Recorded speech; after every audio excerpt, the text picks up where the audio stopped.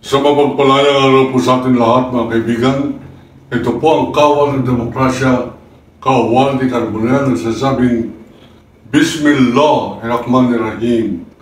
Assalamualaikum warahmatullahi wabarakatuh. Allahu Akbar. Mga kaibigan, talaga pong mapapansin natin na ibang-iba na ang uri ng politika natin ngayon.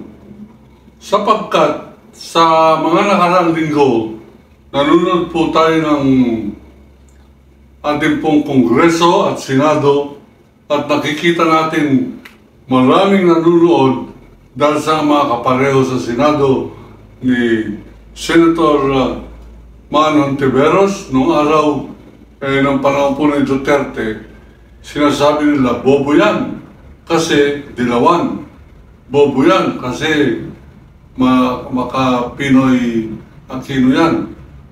Ngayon mga kaibigan, sila na mismo ang nanonood at nakikita na nila na hindi lamang matalino si Rizal Tiveros, kundi ang mas importante, mayroong prinsipyo, may paninindigan ng mga Pilipino. Kaya na may senador na pareho ni Bato de la Rosa, Bong Revilla, Jingo Estrada, Cynthia Villar, Lito Lapid. Sayang, ako nung estudyante pa, inabot ko po ang mga kapareho nila W. Jokno, Jose W. Jokno, Lorenzo Tanyada, Arturo Tolentino, bagamat pro Marcos yan. Ang pinag-uusapan po rito yung pagiging statesman. Ang pinag-uusapan po rito ay pagiging matalino.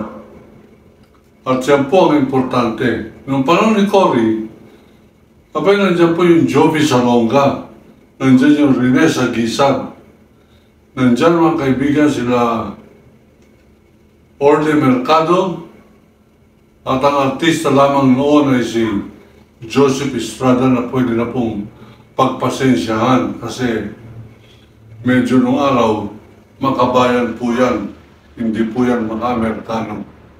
Ganun pa man, tayo po'y bumabati sa ating po mga kongresista, lalo tigit yung mga miyembro ng Quad Committee. Bakit po Quad? Ang ibig sabihin niya na apat na committee pinagsama-sama. Committee on Peace and Order, Committee on Anti-Drug, basta magkakapareho po yan. At dyan po natin pinapakita ngayon na kaya pala ng mga congressmen manindigan, kaya pala nilang mag-prove ang kanilang sarili na meron po nag-comment sa atin. Kaya mas magaling pala itong sila Barbers, Abante, sila Dan Fernandez, lalo yung Jinky Luistro, Congresswoman Jinky Luistro, kaysa po kila Cynthia Villar, Nancy Binay, Lito Lapid, Mark Villar, at lalo tigit yung magdanakaw na senador, si Bong Revilla. Pero tuloy-tuloy po pagkapanalo ni Bong Revilla, sapagkat star-struck pa rin ang mga Pilipino. Ano po ibig sabihin? Wala silang pakialam sa issue. Basta pogi, marunong kikembot-kembot, marunong sumayaw ng spaghetti pababa, spaghetti pataas. Abay, nananalo na po yan. Ang ating pong tinitignan dito ay sayang ang ating pong boto sapagkat nananalo ang mga ganyang klaseng tao. Ngayon mga kaibigan, nais po natin magpasalamat. Meron na po tayong gising na kongreso. Wala po yan ang panahon nila Laila de Lima. Binaboy ng kongreso si Laila de Lima. Wala pong nanindigan. Meron ang kapwa senador, Parinelito Atienza, pinaparesign sapagkat binatingos ng gusto, binaboy si Laila.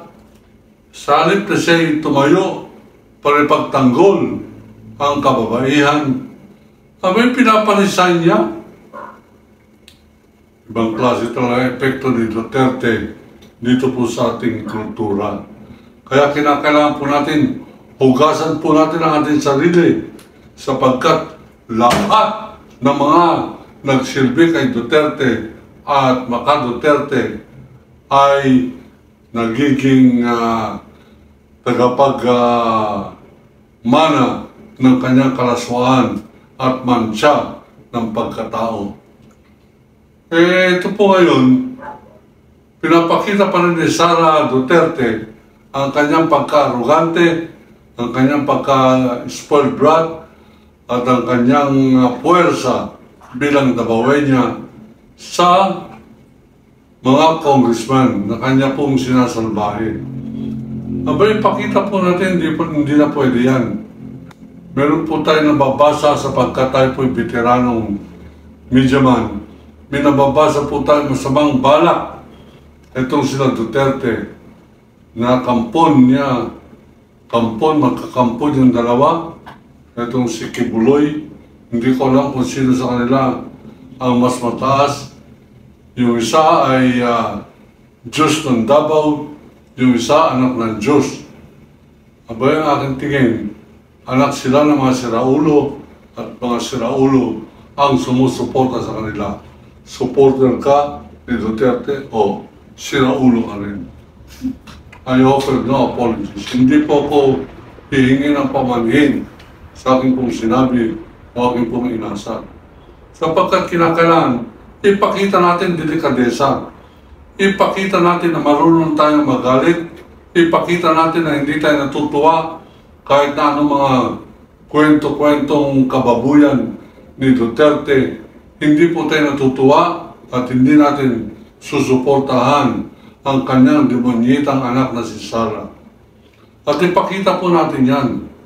Sapagkat sa ngayon, yan po ang pambato ng China laban po sa ating bansa, laban po sa ating interes, sapagkat pag ibang presidente, hindi Duterte, hindi matutuloy yung pagiging probinsya natin ng China bago mag-2028. Ang timetable po ng China, probinsya na tayo ng China bago mag-2028, kanila na po ang Comelec ulit, kanila na ang Malacanang, kanilang Senado, kanilang Congressman.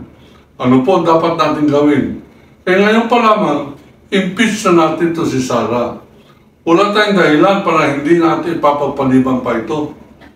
Mga kaibigan, kailangan yung sa inasal ni Sara, paglustay niya ng salapin ng bayan, abay, magalit naman tayo.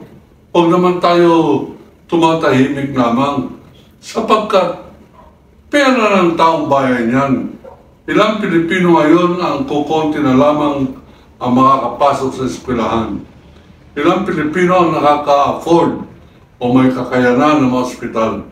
Ilang Pilipino, mga kaibigan, ang 2 beses na lamang kumain isang araw.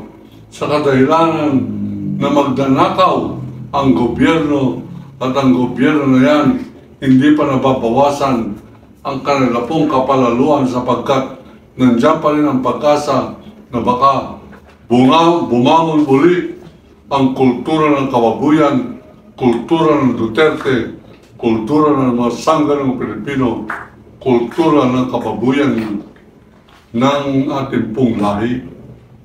Yan po ang nagsakatawan po niyan ay ang mga Duterte at pinapalakpakan ng mga Pilipino.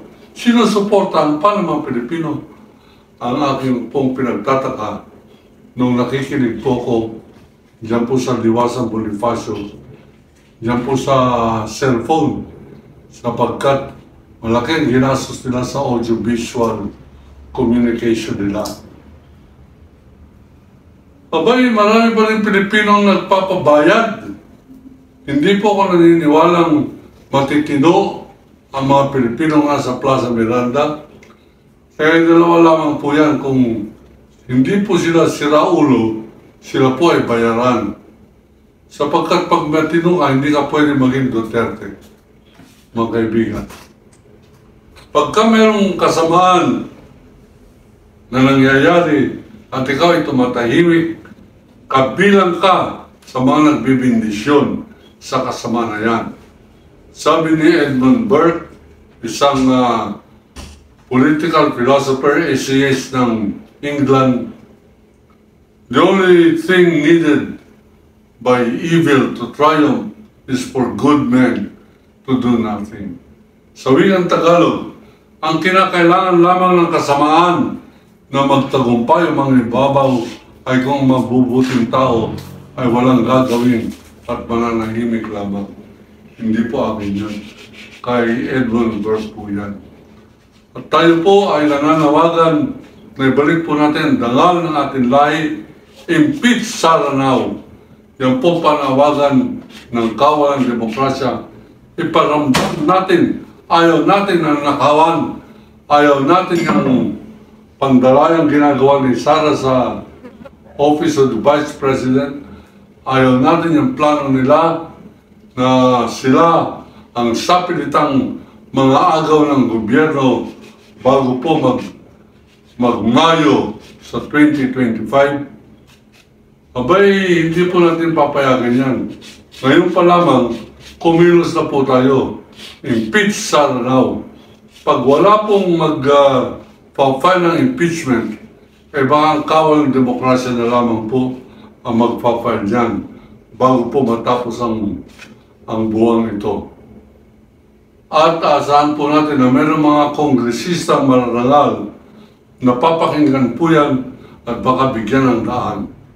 Mga kaibigan, ang ating pong panawagan ay ang ating pong ipaglaban natin ang ating bansa sa pamamagitan po ng pagpapatalsik ng mga sumisira sa ating bansa. Yan mga Alice Go at mga supporters nito, yung mga supporters ng Pogo, supporters po ng mga Enchik, supporters ng droga, supporters ng Duterte, supporters ng Bato de la Rosa at ng Michael Yang, Bongo at iba pang mga sindikato, mga kaibigan. Iparamdam natin sa kanila na kaya natin patalsikin ang kanilang amo ng pangalan ay Vice President Sara Duterte. Yan po ang ating pong panawagan, yan po ang ating paninindigan, yan po ang ating